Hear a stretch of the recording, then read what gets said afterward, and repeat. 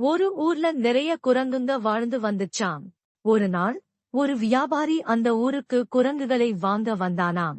ஒரு குரங்க 100 ரூபாய்க்கு வாங்குறதா அறிவிச்சானாம். அந்த ஊர் ஜனங்க எல்லாம் அவனை பைத்தியம்னு நினைச்சாங்களாம்.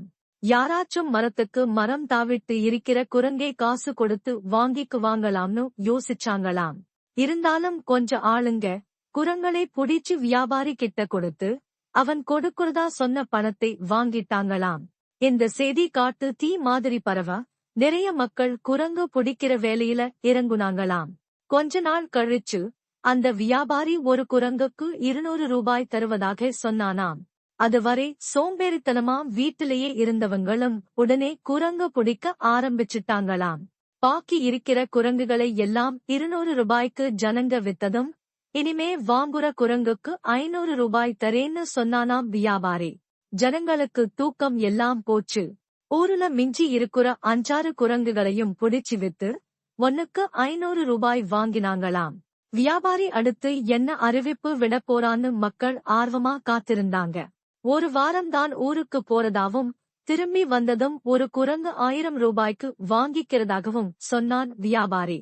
தன் வேலைக்காரன கூண்டில இருக்கிற குரங்குகளை எல்லாத்தையும் பார்த்து பராமரிக்க சொல்லிட்டு தன்னோட ஊருக்கு போனானாம் வியாபாரி. பிடிச்சு வித்து 1000 ரூபாய் வாங்குறதுக்கு ஒரு குரங்கு கூட எஞ்சி இல்லையேன்னு மக்களுக்கு கவலை.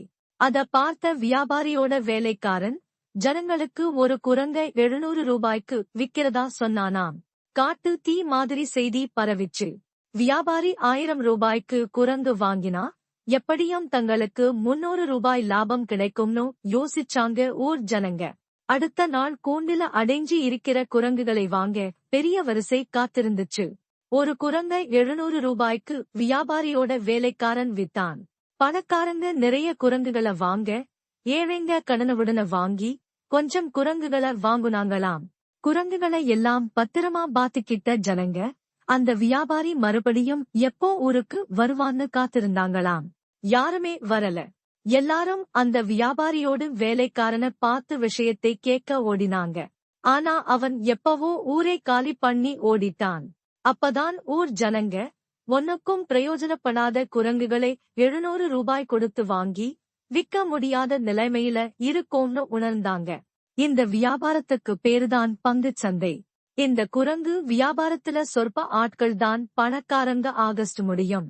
பெரும்பாலான ஆட்களுக்கு குடிதான் மூழ்கி போகும்.